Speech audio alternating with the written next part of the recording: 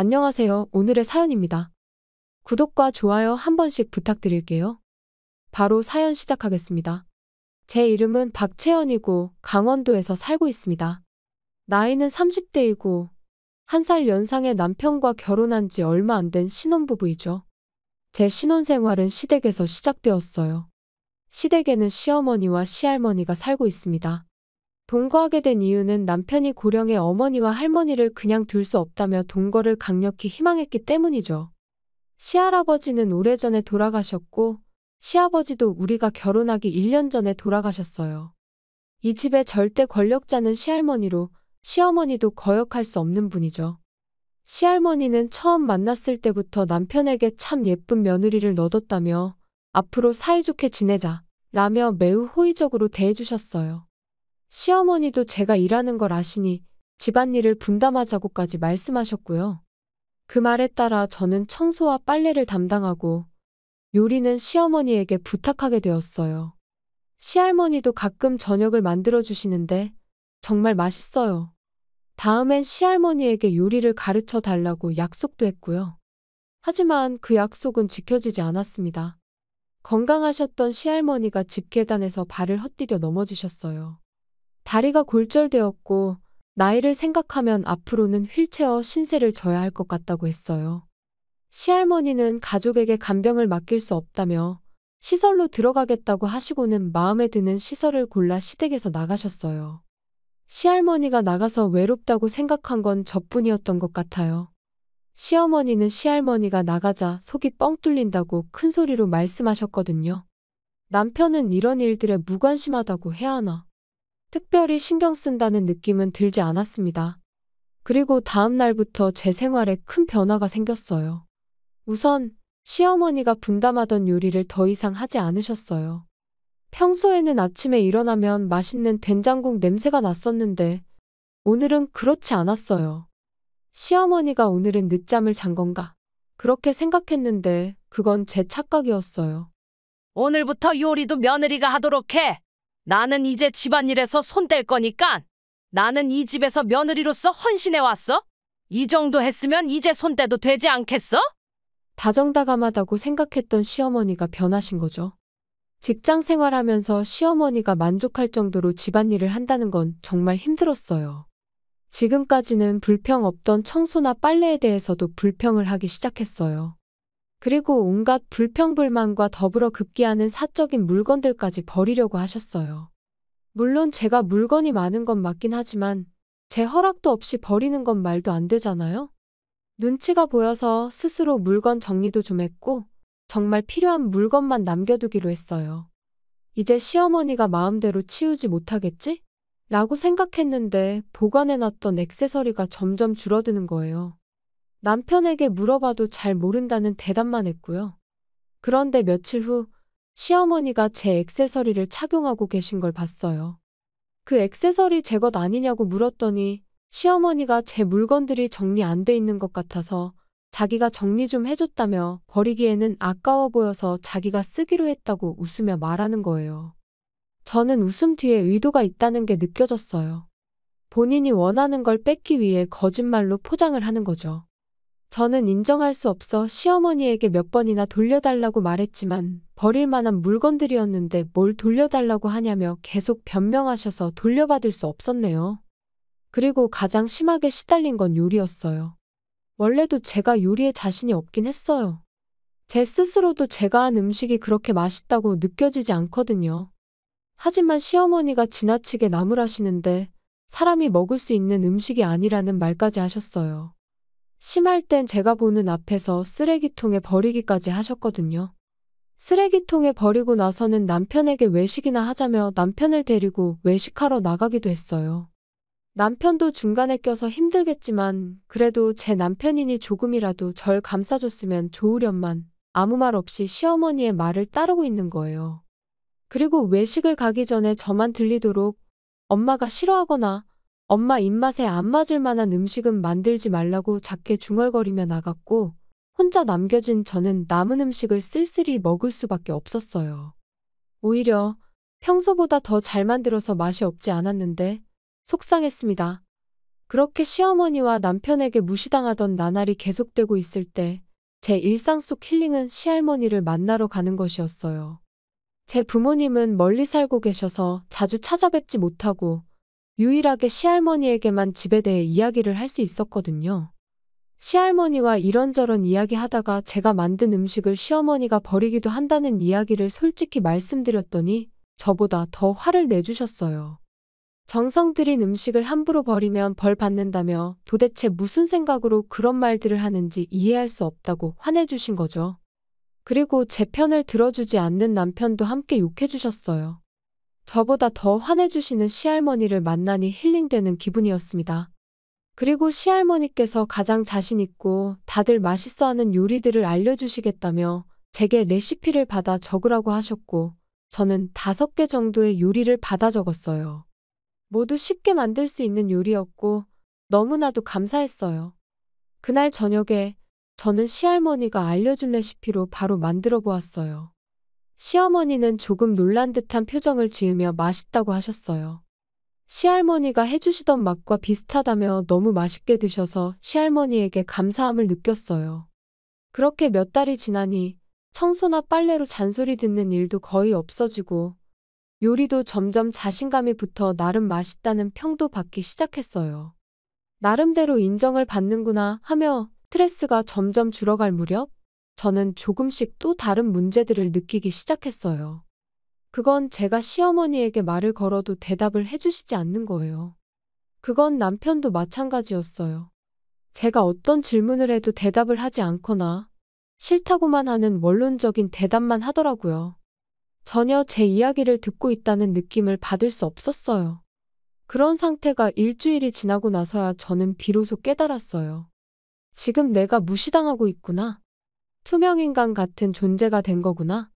저는 반발심에 집안일도 대충 하고 바닥에 쓰레기도 흩뿌려 놓고 무언의 시위를 했어요.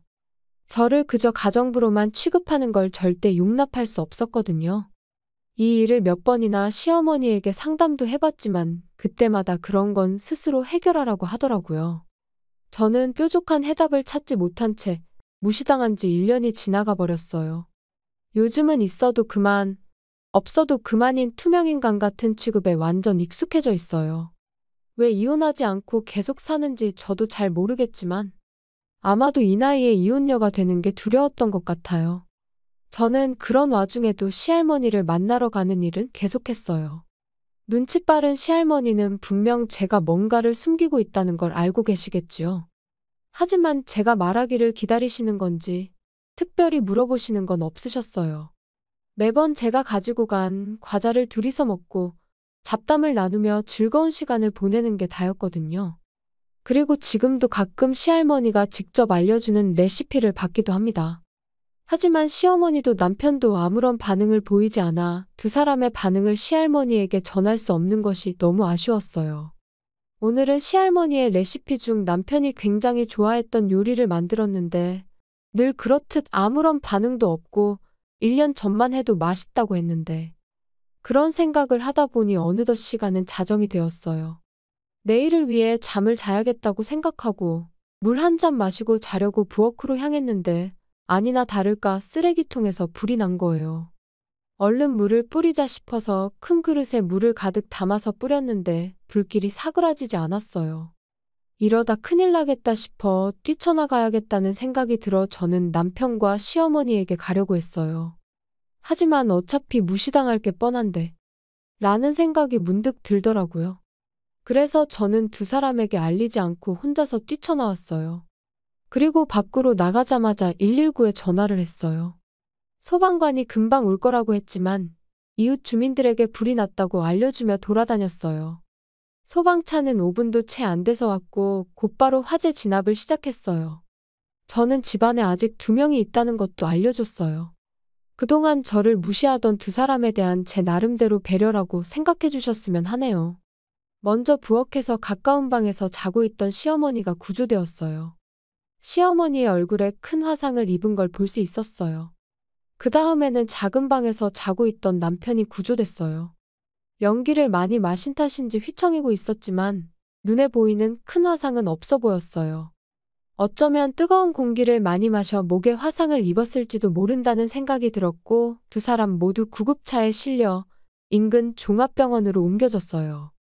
저는 어떻게 해야 할지 고민됐지만 화재가 진압되는 걸 지켜보기 위해 그 자리에 남아있기로 했어요. 그리고 시할머니에게 불이 났다고 문자를 보내놓았고요. 불은 1시간 후에 완전히 꺼졌어요. 시댁은 불에 탔지만 이웃집으로 옮겨붙지 않아 다행이었어요. 그런데 도대체 왜 불이 난 걸까? 저는 계속 생각해봤어요.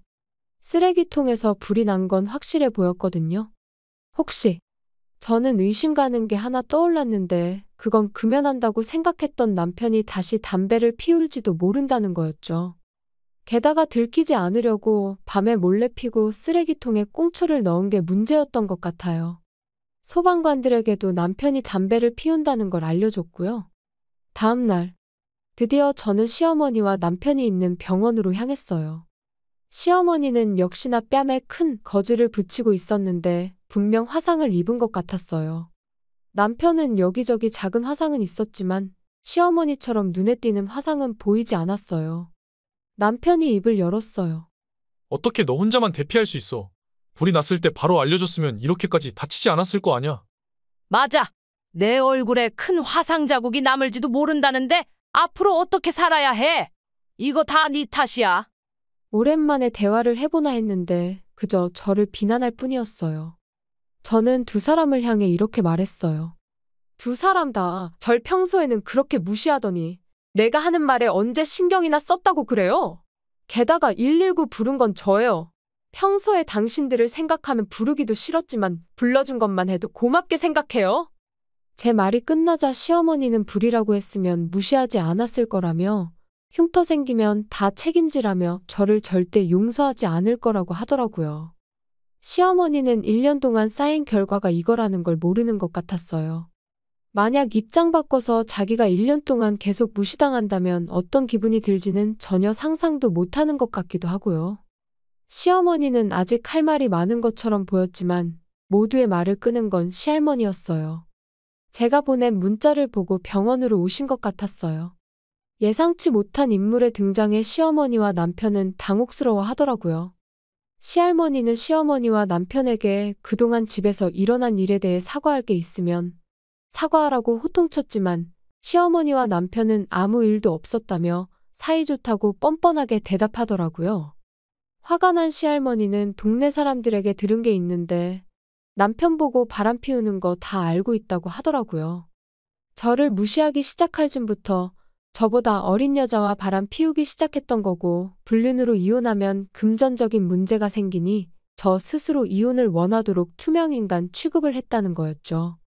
도대체 이렇게 자세한 정보를 준 동네 사람이 누군진 모르겠지만 시할머니의 정보력에 감탄했어요.